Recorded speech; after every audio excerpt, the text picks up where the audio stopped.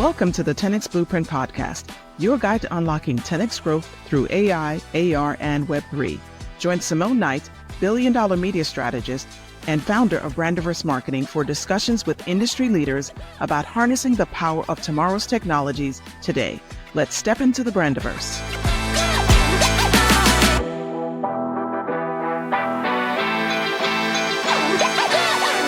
Hello and welcome to the 10X Blueprint Podcast. My name is Simone Knight, your host. And today we have an amazing guest for you, Mr. Marvin Dejean of Gilead Sanders.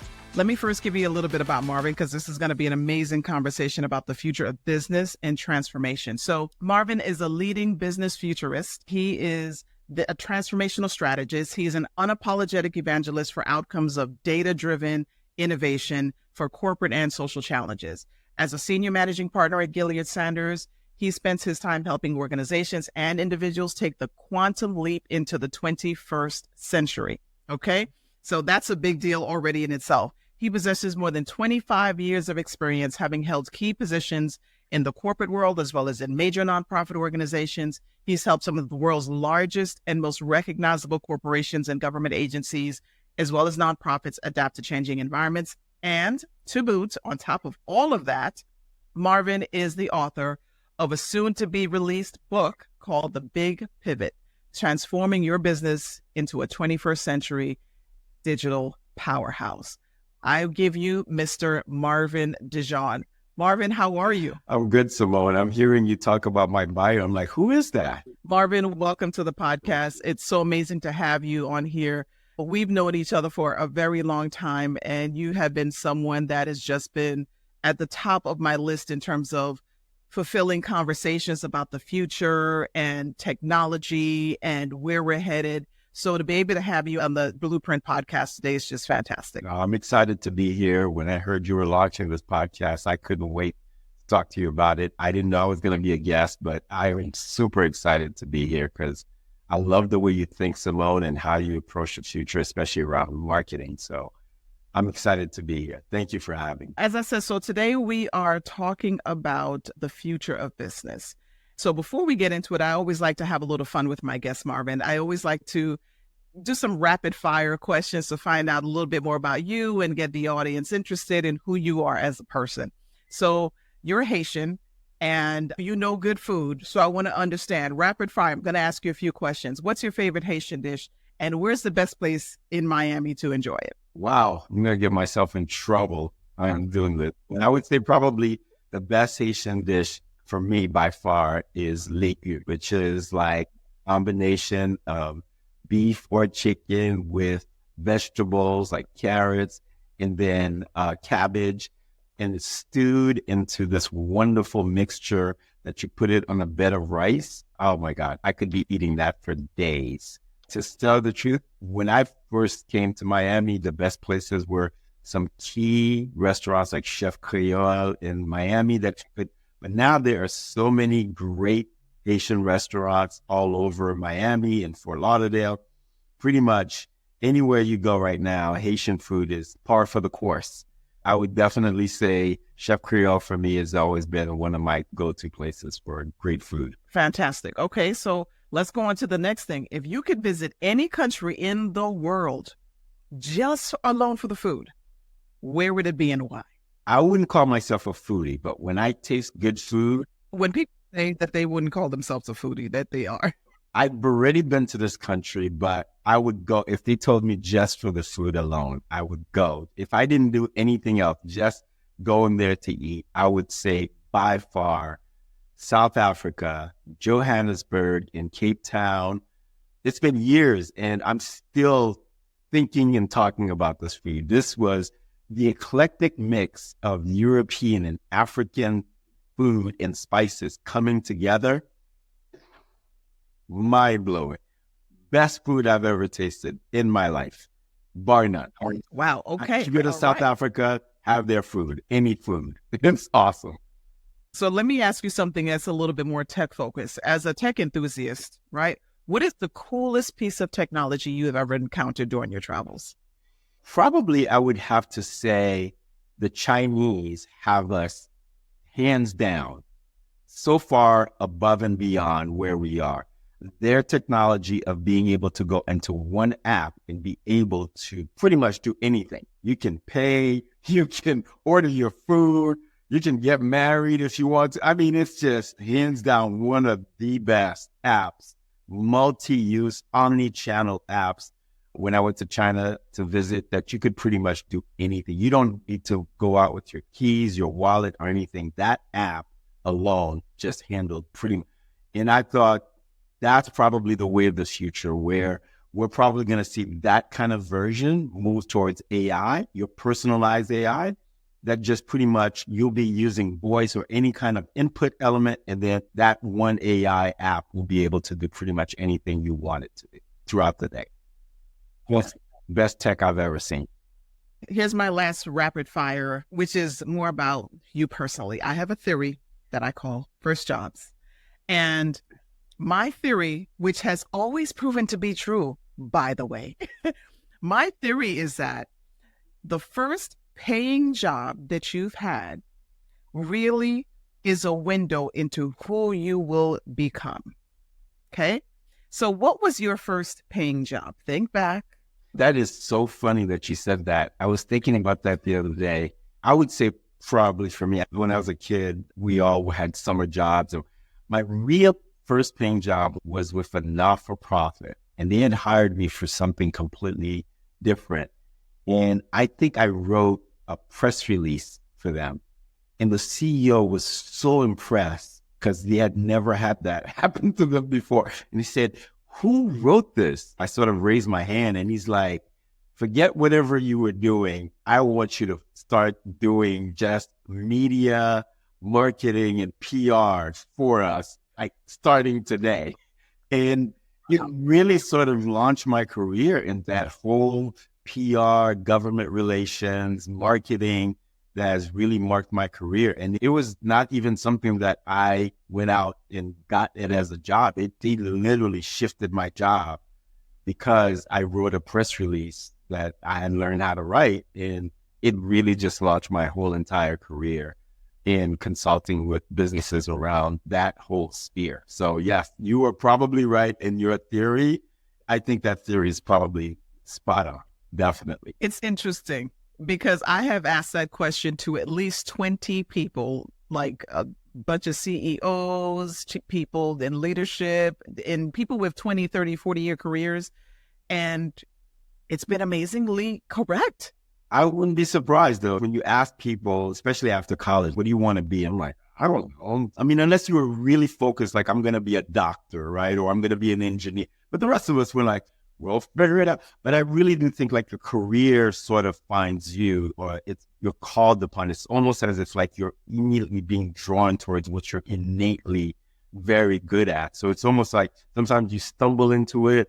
Sometimes it just calls you. But that first step, when you feel that energy, that synergy, oh, this is who I was meant to be, and you just fall into it and there's flow, I'm not surprised that's how it works out. I agree.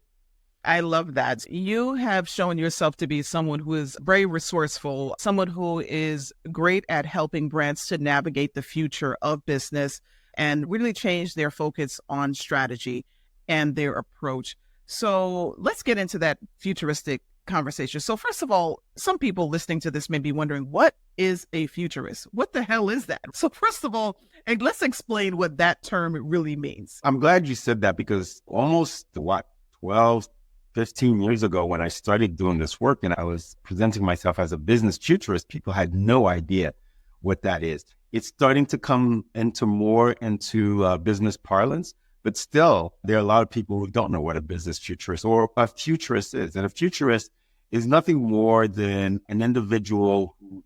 There's formal studies like future studies now that you can take in school, or just learn along the way using specific tools such as strategic foresight or scenario planning, or things that you see to know that trend setting, to know that there are things that are coming down the pike in the future, and you sort of prepared organizations and businesses for that eventual future. So the future, unlike what most people like to think, is not just one future. and it's not a predictable future. The future is based on the decisions that we make today. It's based on trends that are very much in the cone of certainty, meaning, sort of like demographic shift or death numbers or how many people are being born, right? All of those things are trends that we can extrapolate from now until 20, 30, 50 years ago based on what's happening today. So a business futurist or a futurist really just uses these kind of trends to help people understand, here are the things, the possible things that are coming. Here are plausible things that we know are coming. How are you prepared for those kind of shifts, right? So we help governments, we help businesses, we help organizations, and we even help individuals think strategically about those trends and those future, and then making decisions today to be ready for those things. Fantastic. So now that we laid the groundwork into what a futurist really does, so what are some of the emerging technologies and disruptive trends that you foresee having the biggest impact on business over the next decade? Back in 2012, I was on the speaking circuit, and I remember speaking about the rise of artificial intelligence back in 2012. And I swear people were looking at me like I had two heads. They had no what are you talking? People hadn't even heard artificial intelligence. They hadn't heard about blockchain. And as a futurist, that's exactly what you do. You stay in that kind of environment and you see these trends coming up. And we were back then, 2012, at the early stages of cloud. And people were still wrestling with cloud. And I was busy talking about artificial intelligence and IoT, which is also another. But people were not prepared for that. And one lesson I learned, just like everything else with the eternal lesson, is timing is everything. And unless it's something that a business has a direct impact or immediate impact on a business, the proverbial burning platform element is at play. Businesses focus on the short term. Whatever is affecting either profit or business at the moment is where they tend to look, which when you are in a static environment, meaning changes happen over decades, like the Industrial Revolution, or even the early stages of the computer revolution, it took decades for things to happen. But I can honestly say probably within the past decade or so, the change has been happening much faster. And we see that rapidity of change taking place with the window closing year after year. So definitely after COVID, we see that change happening. And then year after COVID, we see the rapid changes of the introduction of technology and trends and changes that are happening on a global scale faster and faster to the point where we can barely keep it. So back then, I predicted, and as a business futurist, it's not even a prediction, it's things that you knew were coming in the cone of certainty. We knew that artificial intelligence was going to be a major shift in the market. We knew that IoT, which is the Internet of Things, which is really rising in terms of with the rise of data and information. And we want data and information in pretty much from physical to service to anything that we can get our hands on because of AI. Yeah. We knew that blockchain with the rise of digital currency is the next evolution of money. We knew that was coming. We didn't know what form it was going to take, but blockchain was very promising back in 2012, very niche.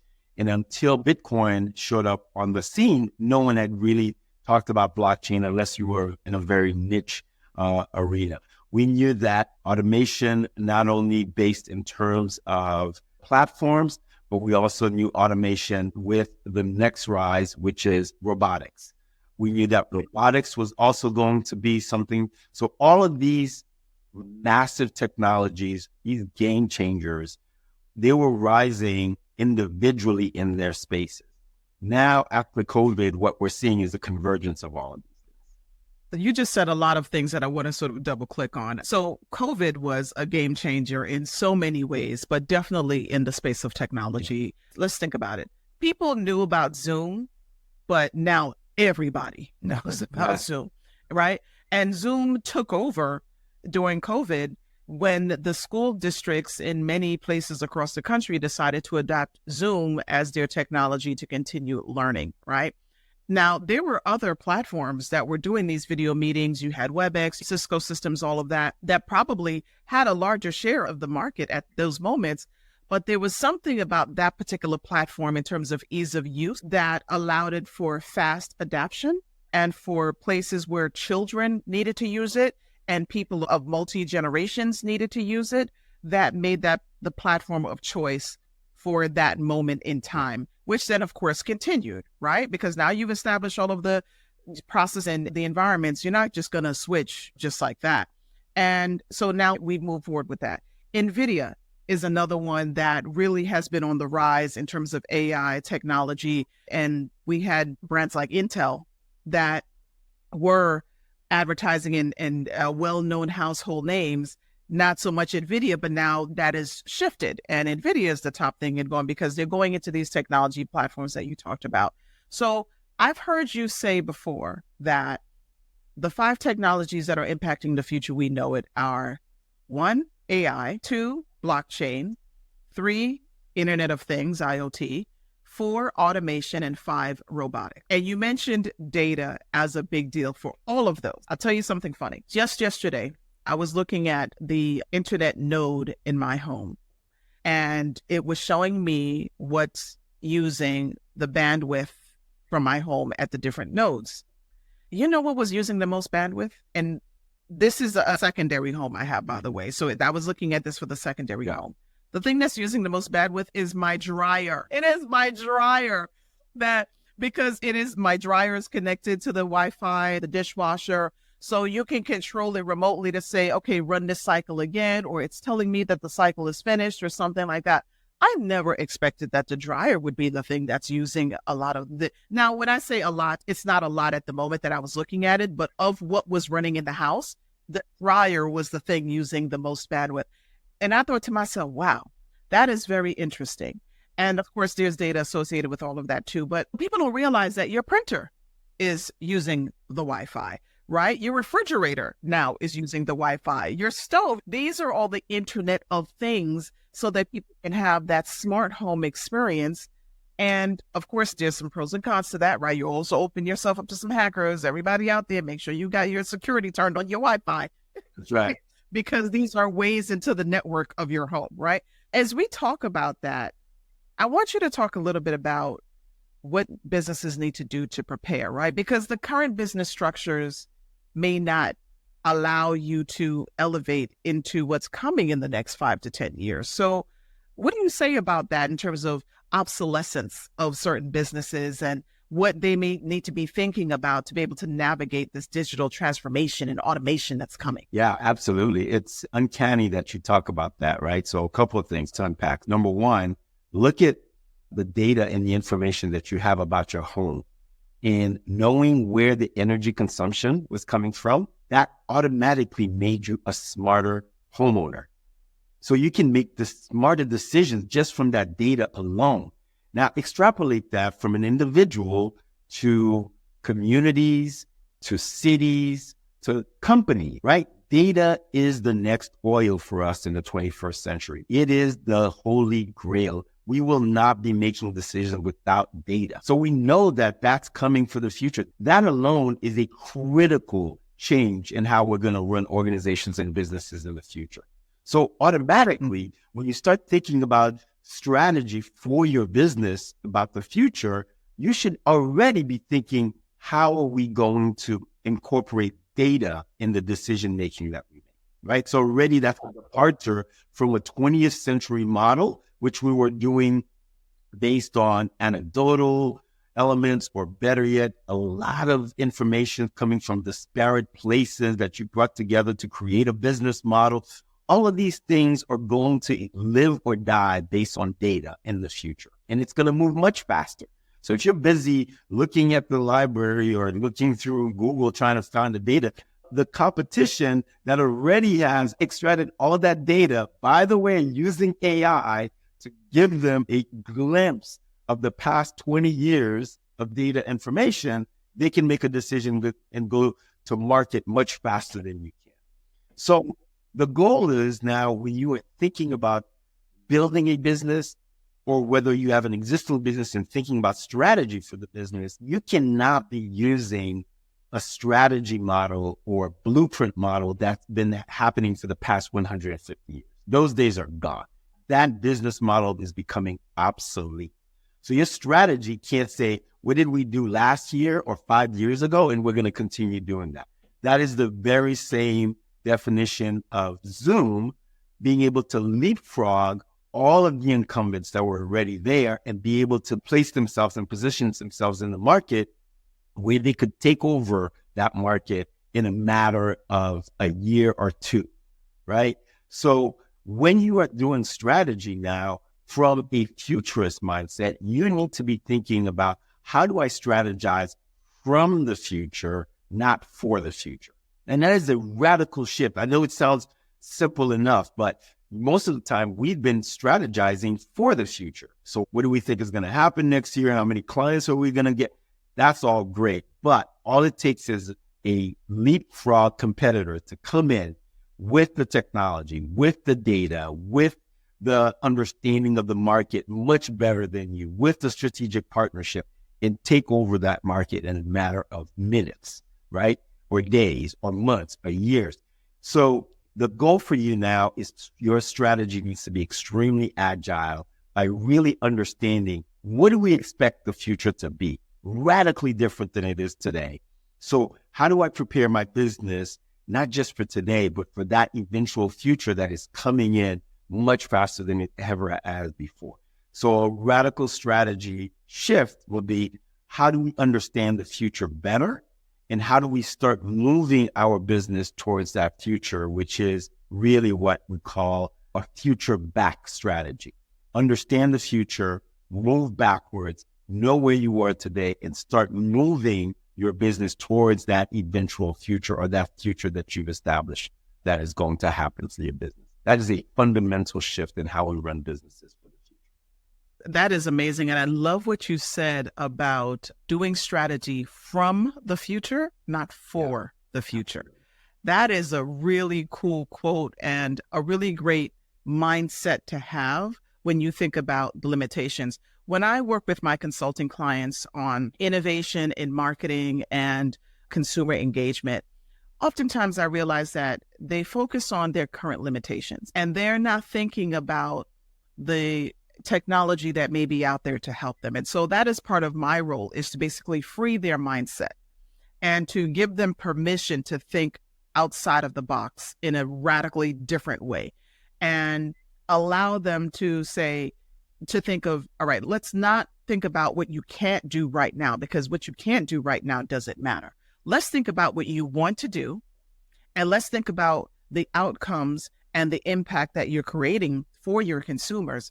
There is a technology out there to do it. So when you talked about before being too early, and timing is everything, and being too early in terms of talking about the blockchain and AI back in 2002, when people are looking at you like you're crazy, this is where you're saying, all right, well, if you have a product or a need, then you can find the solution. But if you have a solution, it's hard for you to find a product, right? You can't solve a problem that your client doesn't have. So if you realize that they have it, then you have to point that out.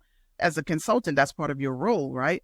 But it can't be a solution in search of a client or in search of a product. It's got to be the product in search of a solution, right? So I think that that's important. Now, having said that, back to this question about the digital transformation, how do you help your clients balance the humanization of these technologies, right? And maintaining a human-centric approach to their operations, to their consumer experiences, because there's a big movement towards modernization for a lot of historical societies. Europe, obviously, some of our oldest civilizations, parts of Africa, et cetera. And you mentioned the blockchain, and there's a lot of fintech solutions out there. There's cashless societies and already coming aboard. So how do you manage that and help them to balance that adoption of technology, the modernization, the futuristic approach, and the human-centric design in their new structure? That's a great question. When we talk to our clients, we can talk about technology, we can talk about emerging trends, we can talk about strategic foresight and all that stuff. That's all great and all. But at the end of the day, all digital transformations start and end with human beings. The technology is nothing more than a platform to allow you to do things faster, quicker, more efficiently, and design a much more frictionless experience. But who's, at the end of the day, who is creating that experience and who's enjoying that experience? It's a human being. We're never going to stop marketing and going after human beings to really either buy our products or our services. And at the end of the day, we can have all the automation we want. Yes, you may even be able to reduce your headcount, but at the end of the day, the human ingenuity, the human collaboration, the human opportunity for a human-to-human contact or understanding the human context will always be done by humans because we understand each other better than any machine can. And machine can mimic a lot of human traits, but it will always miss that element that is very, very human that we understand towards each other. So for me, at the end of the day, we always start with the human part of the digital transformation. So what do we need to do to help people understand that, yes, there's a shift coming, but now we really need to get better at our human skills. We need to really understand what it means to have emotional intelligence. What does it mean to lead a diverse organization? And when I say diversity, I'm not just talking about race, gender. It's also people plus machines, right? So when we take away, it's going to be, you're a leader and you're talking to a team of diverse people from all over the world. By the way, it's going to be global, not just local.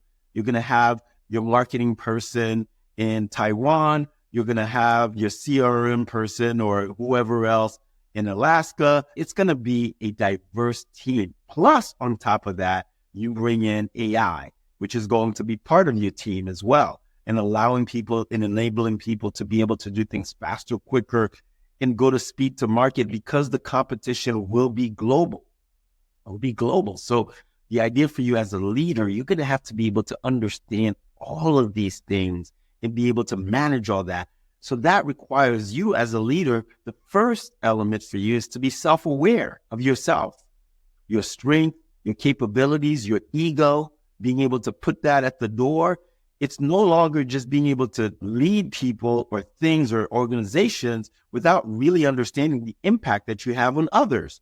So the first training that we do whenever we talk about digital transformation is mindset shift. Mindset shift for leaders, the mindset shift for the employees, mindset shift for the people who are going to be running the organization. It's like the difference between someone who'd been farming for generations, and then all of a sudden the next generation is now working in factories during the Industrial Revolution. You're no longer planting seeds. You're now waking up at the crack of dawn to go milk the kid. No, it's a very different kind of environment and context. So your mindset had to shift. Same context here. We need to understand that we are moving into a time of human evolution where technology is going to be just things we used to see in the movies and we never imagined could be possible. It's going to be possible. And the speed and the element of the human to human connection is never going to go away. If anything, we're going to double down on human capabilities in order for us to be able to keep up with the speed, the scale, and the efficiencies that machines are going to bring to us, right? Let's talk a little bit about some of these use cases. So when I look at some of the things you were talking about with this human-centric approach and the humanization of technology and all of that, I know that there are many people who are afraid that technology is going to take over their jobs, that they are going to be left behind. Maybe they haven't started to upskill yet, which is so important that you do start to upskill. And there's so many free training opportunities out there from Google, from Amazon, that will help you in terms of cloud services and understanding how to do prompt engineering. And there are these free, even Harvard has some free courses out there on this, folks, that you can Google and you can find. When I think of all of that, I want to talk about some of the use cases that you're seeing in terms of technology and how it's being applied and how people can begin to prepare themselves, not only themselves as an individual, but also how business leaders can start to prepare their team for these changes in technology, right? So let's talk a little bit about that, those use cases and what businesses can start to do. So we're already seeing use cases all over the place where the technology is already becoming very, very critical for organizations. A good use case that I read recently, which was very interesting for me, was JP Morgan Chase, as the investment banking side of their business, really is using AI like ChatGPT or other of these generative AI platforms internally, right? So it's a closed platform, and they've uploaded all the historical information and data from all of their chief equity, chief investment officer for the past 20, 30 years. Now think about this. You're a rookie investment banker and you're coming in, and let's say you have a big client and you have no idea how to sell, what to sell, where to sell, et cetera, et cetera. Now you have access to all of that information from all past investment bankers and their years of experience at your disposal now. You can see patterns, you can see what they did, what they sold. I mean, all of this information now is at the tip of your fingertip, just accessing that data internally. So this is what we call harnessing the collective intelligence of an organization since its inception. This is, again, another case example of why data becomes so critical for business. It is the gold. It is oxygen for businesses of the future. Your data, whether it's structured data, unstructured data, quantifiable data, qualitative data, all of it is data. And how you structure it and you inform the entire organization with that data, that is the collective intelligence of everyone accessible to the individual in a matter of seconds. Now think about that. You know, before, when somebody had institutional knowledge in a business and they retired or they left, they walked out with that institutional knowledge. You are trying to capture that in some wiki and hopefully he mentored somebody, but you're getting just a small piece. Now think about this. If I'm a JP Morgan Chase investment banker, I can have access to the intelligence, the expertise, and the knowledge of someone who had been in the business 30 years ago. And maybe he has passed away, but all the information and the data that they left, I now have access to that. Think about the continuity for the business, the continuing to grow and to shape and to pivot quicker just based on that knowledge and the data. That's just one piece of use case. And the use case is using the technology, using data, using information is just proliferating faster and faster. So think of an element of a virtuous circle that the higher it goes up in the circumference, the faster the knowledge and the speed is going to happen. That is a classic example of how the future is going to look like, right? We're talking about rapid understanding, rapid decision-making. If we think things are fast now, we haven't seen anything yet. This is coming at a bullet speed, right? But again, this is why the technology is going to play a pivotal role. This is why people in diversity in terms of thought, understanding, perspectives, being able to make decisions rapidly is going to become critical. These are all the elements in terms of when you're talking about from a business futurist perspective and looking at all these things in the cone of certainty, that businesses who want to survive, businesses who want to become the intelligent organizations of the future, you need to start shifting right now, because there will come a time when that window is closed, and forget about catching up or trying to shift when that prevailing wind has gone by.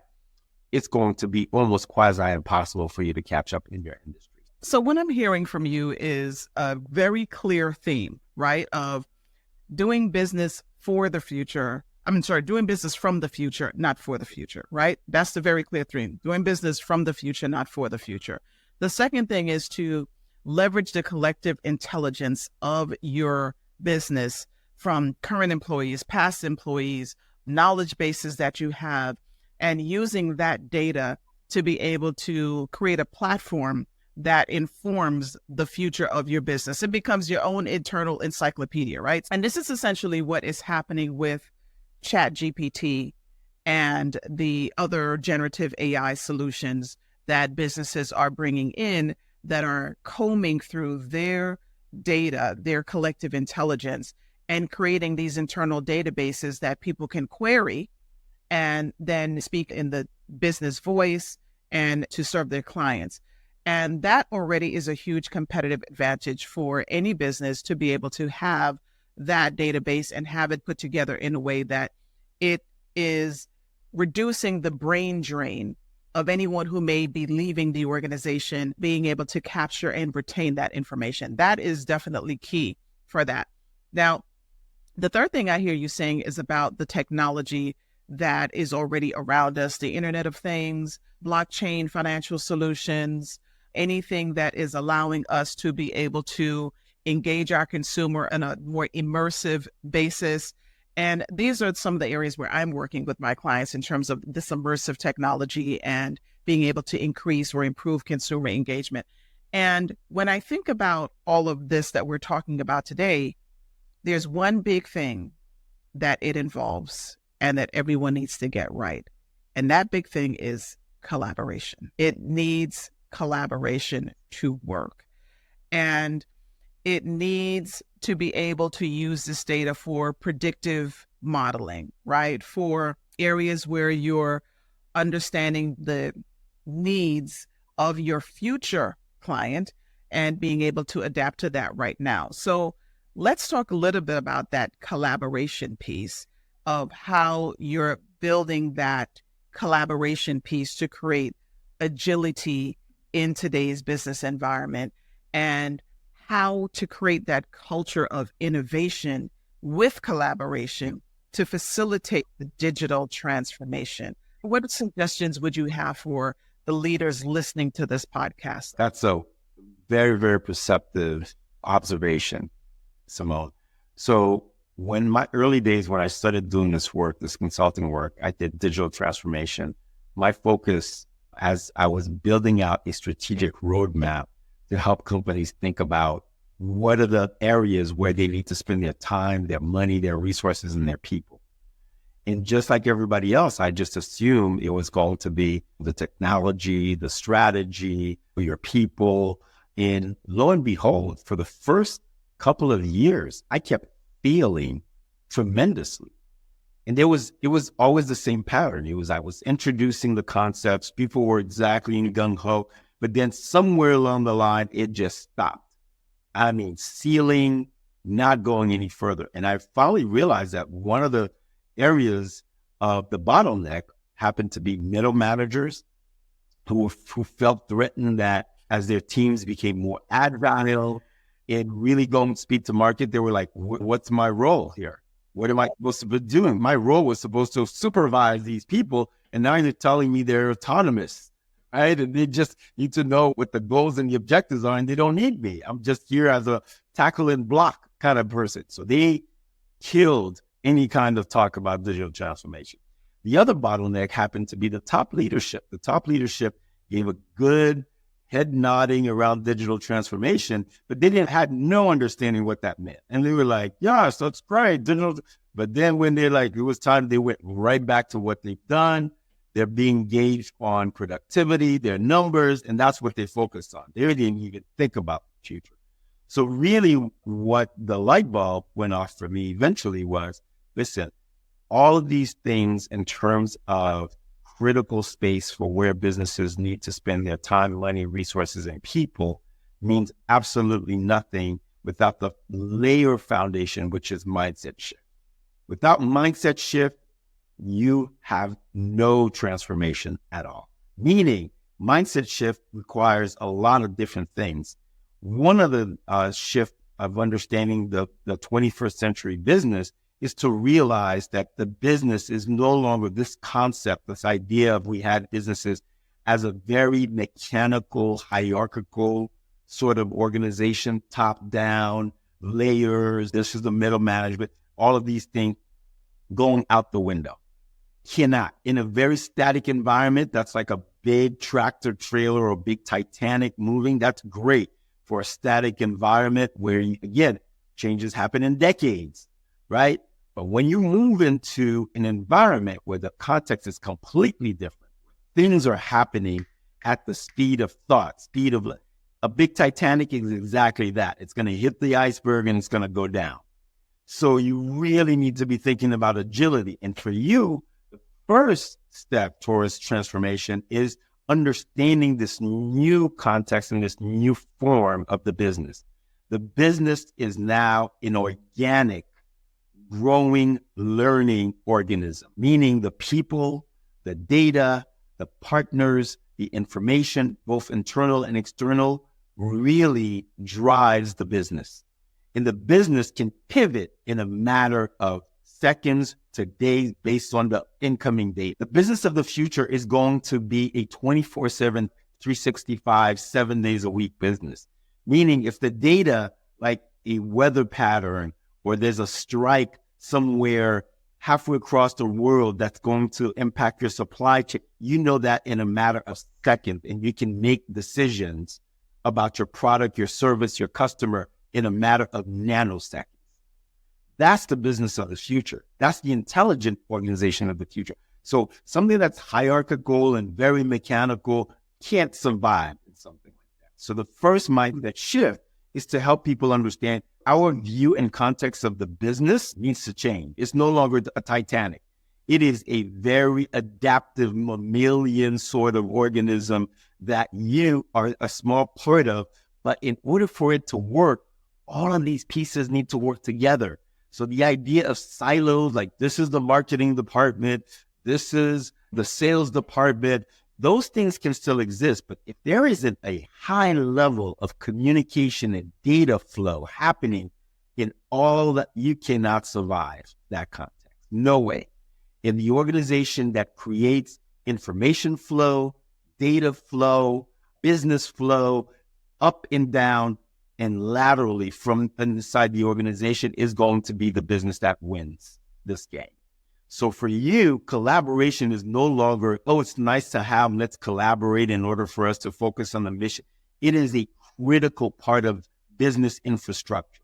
So meaning the lower you can bring the barrier between organizational departments, where collaboration, or what I like to say, bridges between departments are being not only built, but solidified and critical in terms of, don't tell me you're not talking to the marketing team if you're the sales department. Don't tell me you're not talking to HR.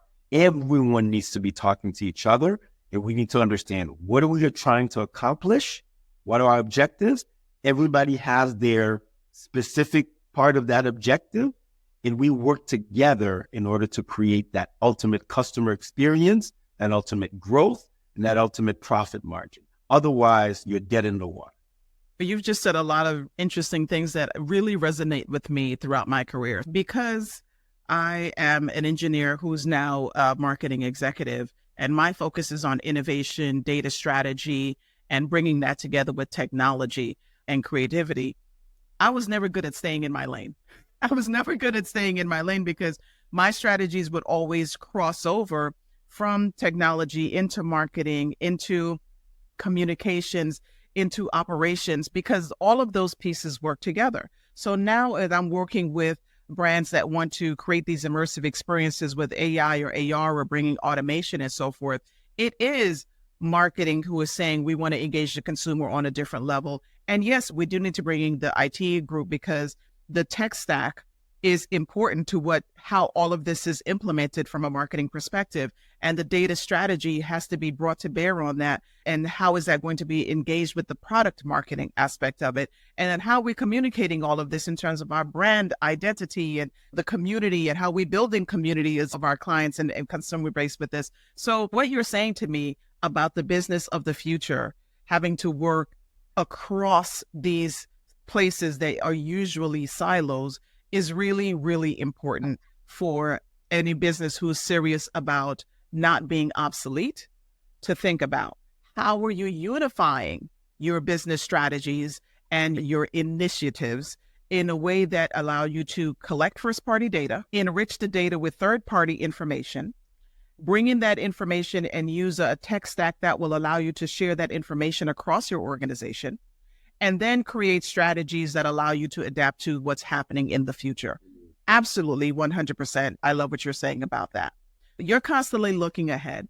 Marvin. So what really excites you about all of this cool stuff happening in the future? Because as you said, you're living your life 10 years from now. So 10 years from now, what's really cool and happening? I have some things that excite me, but I want to hear from you what you see that is happening and some things that businesses should be thinking about what's coming. When I think about the future and when we study the future or plausible futures, right? One thing is absolutely clear in terms of our evolution, in terms of the evolution of the market. This is going to be a highly technologically driven society. We're going to become a technologically driven species on this planet. And we're talking... You said become? You don't think that we already are? We haven't even scratched the surface. Are we going to evolve into beams of light? That might be a little bit further down. I tend to be a little bit more conservative. Let's say in the next decade or so, or next couple of decades, we're going to be, for the first time in our lifetime, probably an interstellar species, meaning we probably will have colonized at least the moon, if not Mars, or any other planet in that interstellar galaxy. We're going... And you think 10 years? Oh, yeah. I think the technology is moving probably 10, I would say if I had to guesstimate, probably between 10 to 30 years. I think the technology is going to move so fast if we can avoid any other kind of technological destruction. But that's a topic for another day. But yeah, if we make it, we're going to be most likely an interstellar species. We're going to probably have technologies that can do things that we can barely ever imagine.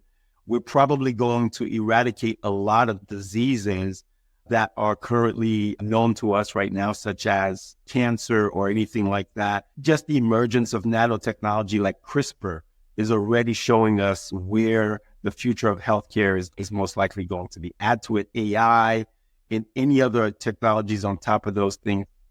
The future of our species, whether it's business or societal or even global, is convergence. Convergence of everything that has been working towards one whole of being able to spread information, data, people, organizations, all under one platform in a matter of speeds that we can barely imagine, nanoseconds. So think about your business.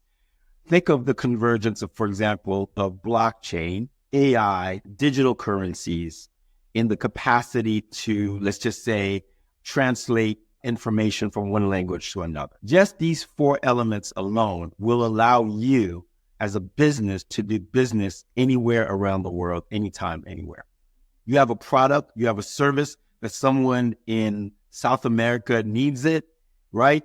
They go to your website, the website automatically is in Spanish, converts everything to them in real time.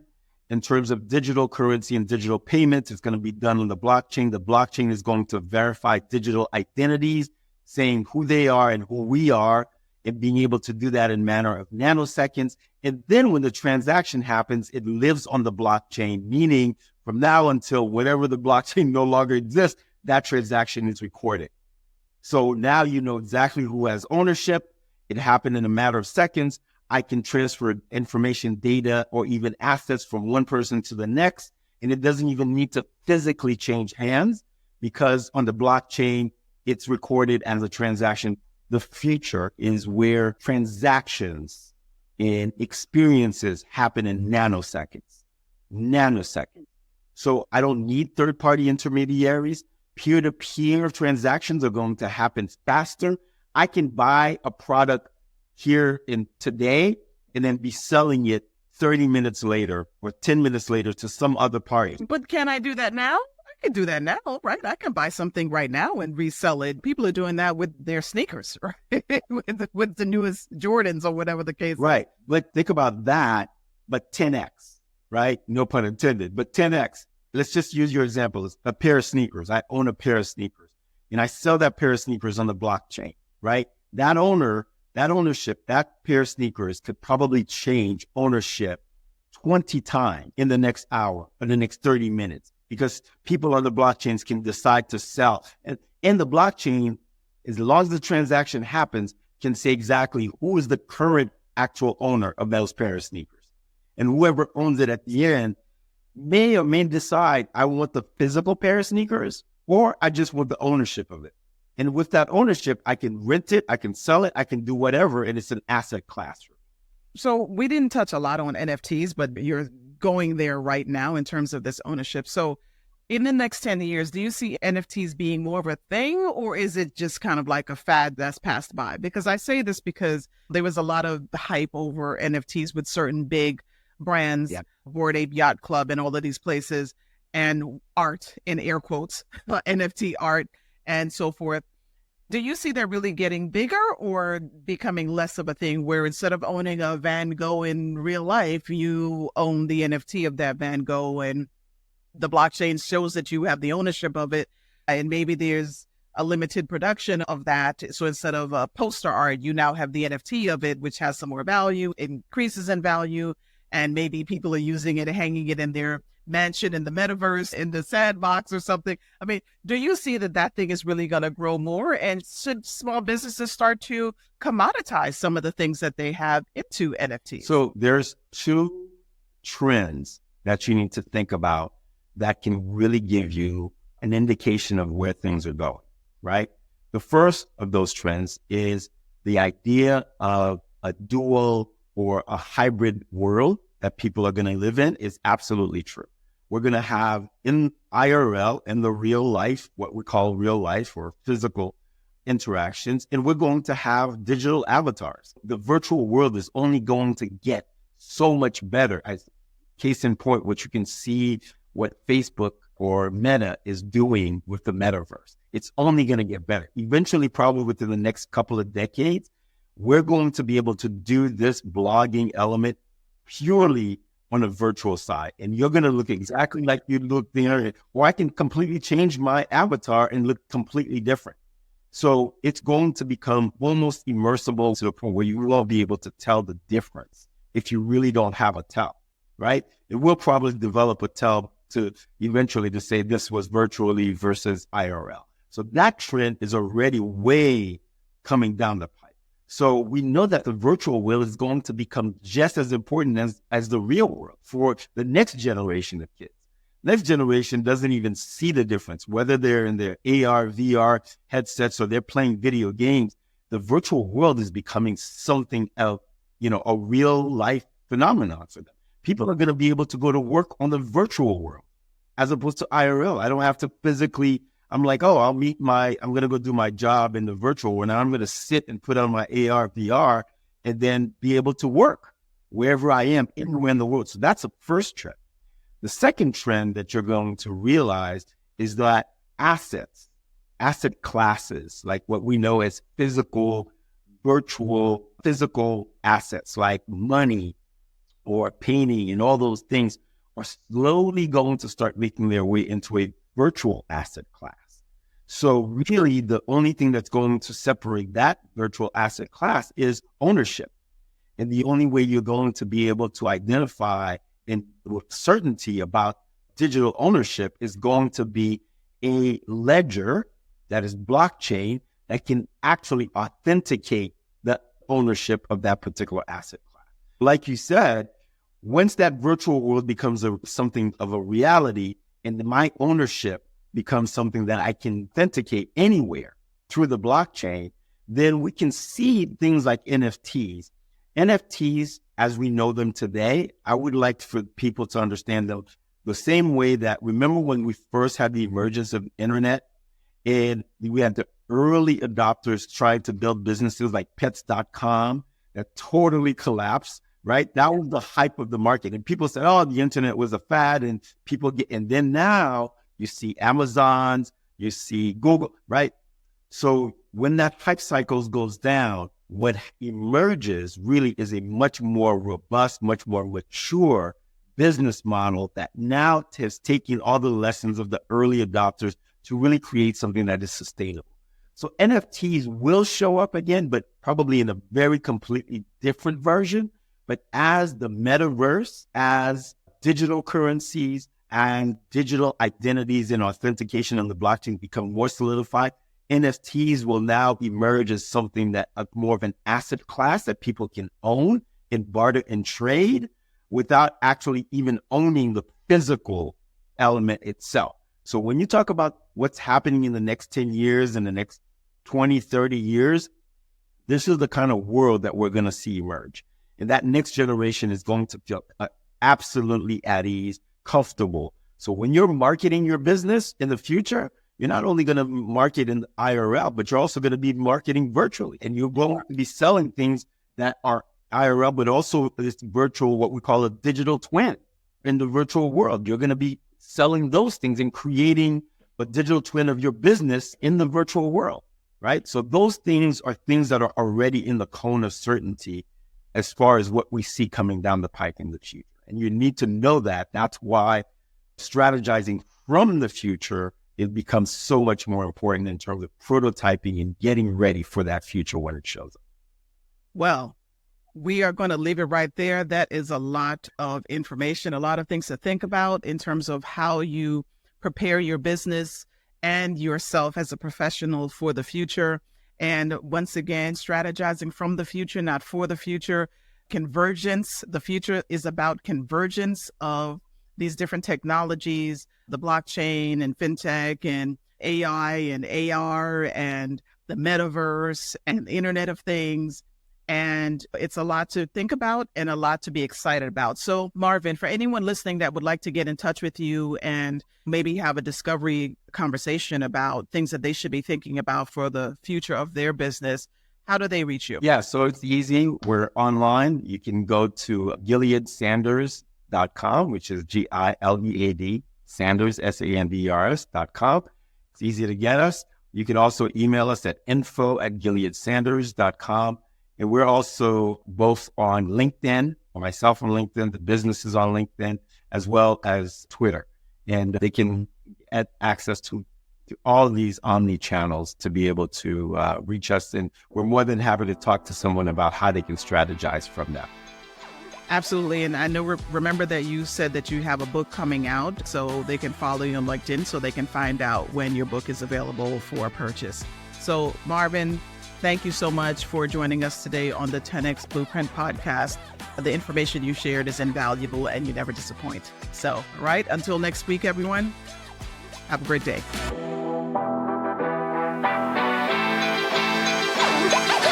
Thank you for joining us on the 10X Blueprint podcast. If you found today's episode inspiring and want to stay ahead of the curve on the latest trends in AI, AR, and Web3, be sure to subscribe to our podcast and follow us on LinkedIn and YouTube at Brandiverse Marketing. Together, we'll unlock the blueprint for 10X growth. Don't miss out on our next episode, and until then, onward and upward.